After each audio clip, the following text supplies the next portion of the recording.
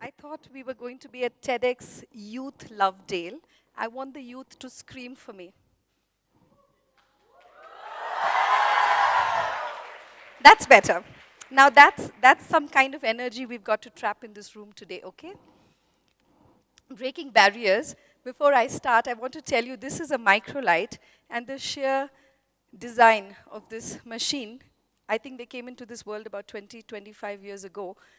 The design itself broke barriers because the concept of general aviation was really with large aircrafts or with military aircraft, and we'd heard of planes in which people trained to become pilots.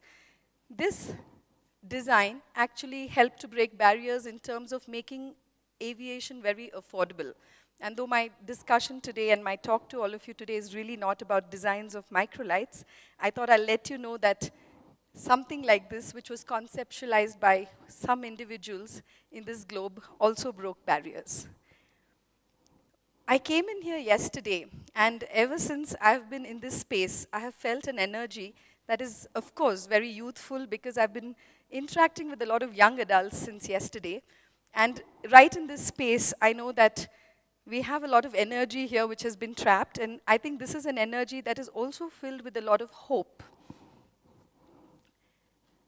I was growing up in a little town, and at the age of 5, I saw an aircraft whiz past the sky during break time. I was, that day itself, filled with a kind of hope.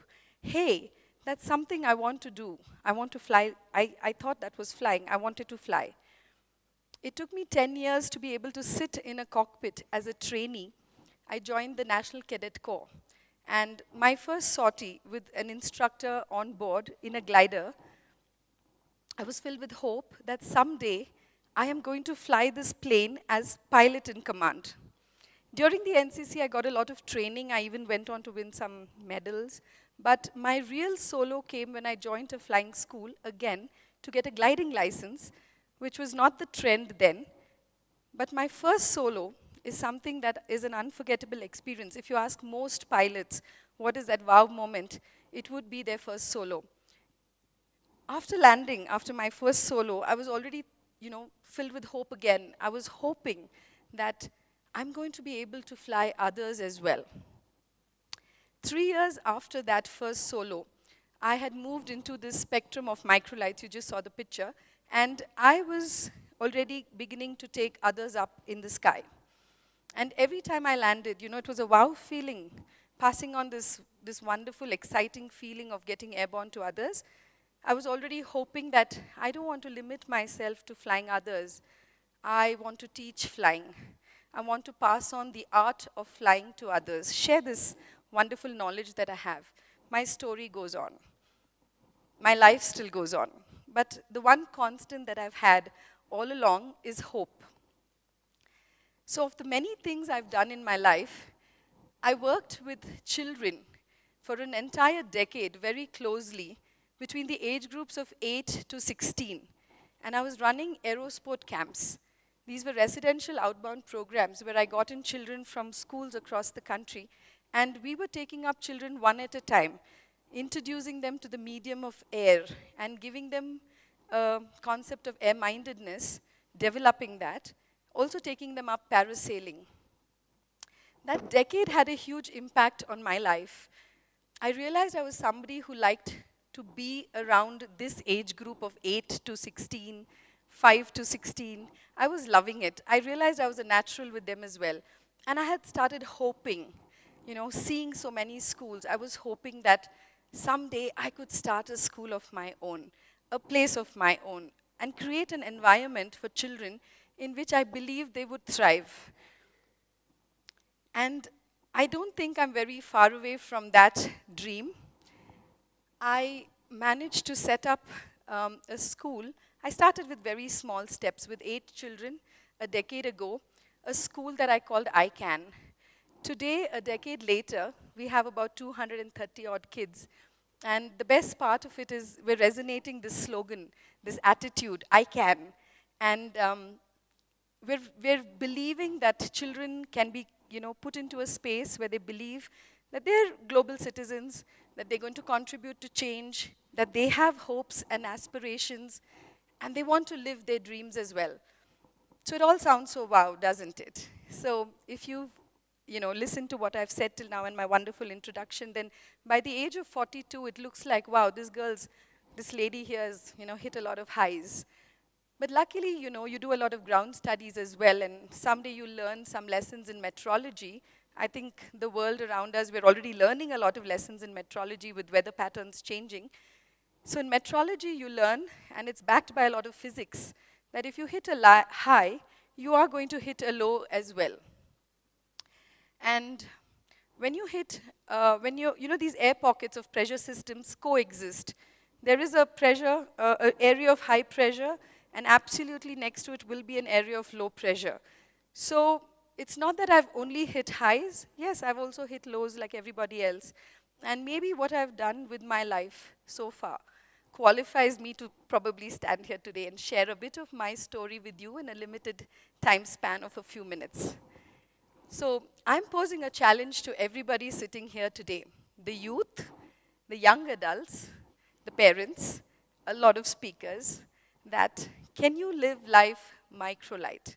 So that's my challenge, and hopefully by the end of this little talk, I'd make a little more sense. Now, all of you, when you were, you'd agree, especially the students out here, I'll track a little bit of your journey. You're born, from a newborn, you become an infant, and then you become a toddler, and then you become a preschooler. Then you move into this so-called spectrum of schooling. There's primary, middle school, and high school. And you're a young adult now, a teenager typically, but a young adult. Now, from the time you were born, your milestones and everything important in your life starts getting recorded and trapped, isn't it? So you have a medical file, and it's ticking all your inoculations and your health charts and your head circumference, and all of that gets trapped. Later on, you come to school, and then there's progress reports, evaluation reports. Your teachers are marking you for everything that you do. And, unfortunately, this whole information system of trapping information about our children doesn't really cater for trapping our little dreams. So we don't have a system where we've trapped the dream of a little child, and maybe there were little dreams, maybe there were big dreams, and it somehow gets lost as we grow older. And I think our parents sometimes would laugh with us and sit back with us and say, hey, when you were little, you said this, and everybody's having a good laugh. But the same parents, when they grow older, like, you're not listening to me anymore, and you're doing your own thing. But our dreams didn't get trapped. So by a quick show of hands over here, I just wanted to know, irrespective of the age that we have in the audience, do we have a dream? It could be at the age of 40 plus. It could be at 17, 16, a little more, a dream. Great, thank you. That's what I expected, many hands going up. And from today's talk, I think so many of you all will be inspired to do many more things. And your dreams could include, again, with my interaction with so many of you all, I've understood that somebody wants to get into aeronautic design and make changes there. Somebody wants to work with civil society. I believe there's going to be this whole contribution to evolution. And there's going to be, there are dreams of design changes, and I'm so happy with what you all saw, in the previous presentation by Mr. Kamal. I'm sure you're already having dreams of doing so many things, but did anybody confuse my question with career? I was not asking you if you had a career choice. I just wanted to know if you have a dream. So can I ask again, do you have a dream? Nice, great. And how many of you here is possibly thinking of sharing your knowledge and passing on these experiences to others? Does anybody maybe want to be a teacher? Thank you. I saw 3 hands, maybe. Sometimes, at a later stage in your career, you might contemplate becoming a teacher and sharing with children as well, and just contributing to education. But I wasn't wanting to confuse you about being a guru. I was just wanting to check if you want to be a teacher. Now, nobody asked me all these questions when I was growing up. And I, whatever I have understood so far in my life comes with my many experiences. So as a student, my experiences were largely filled with traveling in local buses, getting from point A to point B, a lot of travel in local buses, student community, playing sports, being part of youth groups, school and college, of course. And I had, perceptions about life. And the transition happened when I became a parent. And I'm now interacting with parents. In fact, as an educator, I have to interact with parents. And I see that, I've got a new set of perceptions again. I understand life from different perspectives. Now, when, you know, when people look at me and people who know me, they have a question for me. They ask me that, Audrey, what makes you the way you are? In the sense, they just want to know, where am I getting this never say die attitude? Where is it coming from? What makes you want to go on and on all the time, doing something or the other? And I can give you maybe just two examples to help you understand a little bit about, myself a little more deeply. So, as an entrepreneur, when I talked about setting up a flying system, creating aerosports facilities, I partnered with my life partner, and he eventually became my husband. And together we set up a flying facility where people could come and fly, experience affordable aviation. And about 21 years down the line, we have a fleet of 3 aircrafts and 3 kids. Now, in the business part of it, we didn't really have investors. And there was no capital funding. And we didn't come with any inheritance of any sort. So we just worked this out by being there out in the field every day and working really hard. Likewise, I partnered with my family, my mom, my sisters, my brother. We set up this school, and like I said, the school creates wonderful experiences and has a great environment. Once again, I don't have investors, and I really didn't have any capital to start a school. So in 10 years, I have about 235 children attending school. I don't think either of these models are going to be discussed in any business school in terms of how to make profits and how to make money. And I don't think these models would find a space in history. But personally, I have reaped a lot out of what I've done. And what did I get? My profits are huge, because what I actually have is like job satisfaction. And what I have is, I've had plenty of time with my children. I've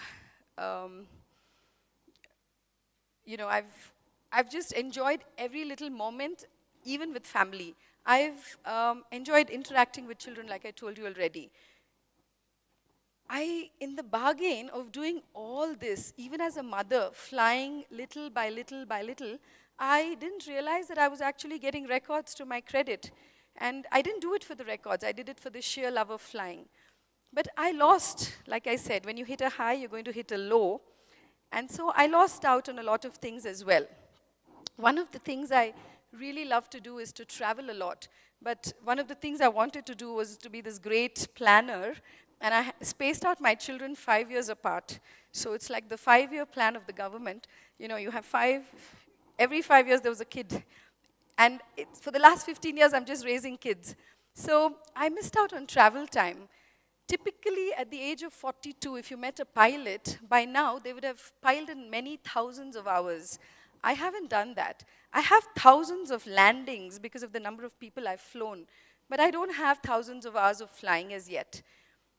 I lost out on, health. There were times when I'd hit a low and suffered with a lot of bad kind of times with all kinds of crazy illnesses of sorts.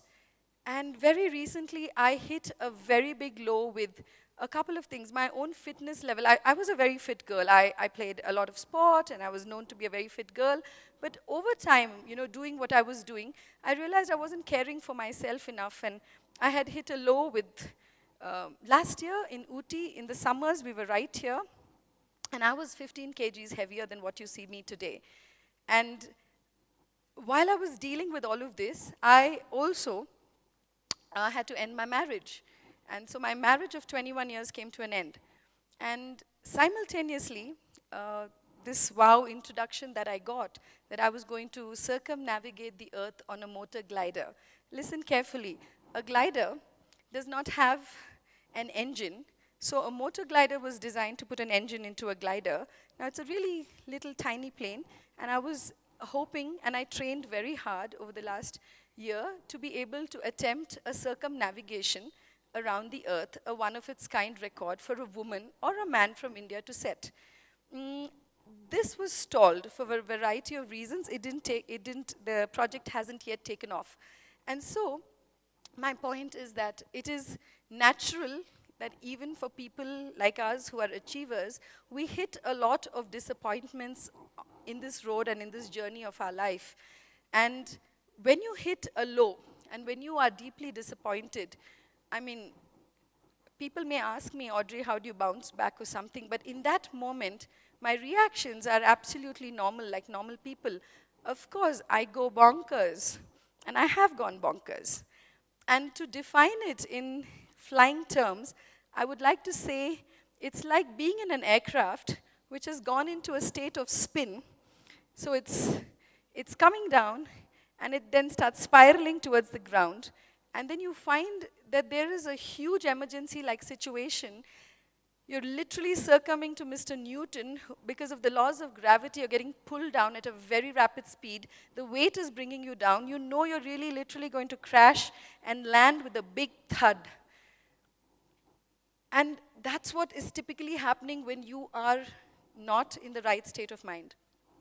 And then surprisingly, every time this happens to me, I find that this little factor of hope that I spoke about, it does something to me. It kindles me again, and it lightens me up. It lifts me up, and I straighten myself up, and I sit back and take charge.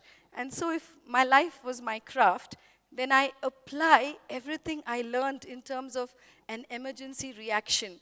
So I find myself, short of maybe hitting the ground, I've managed to put in the necessary emergency reaction in place, do the right thing, get this aircraft back into some kind of balance, regain control, get back to start flying again.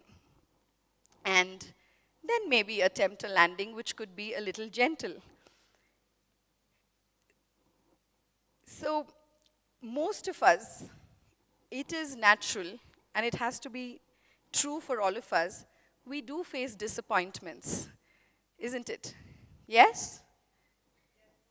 That's it, only that many disappointments. Do we face disappointments?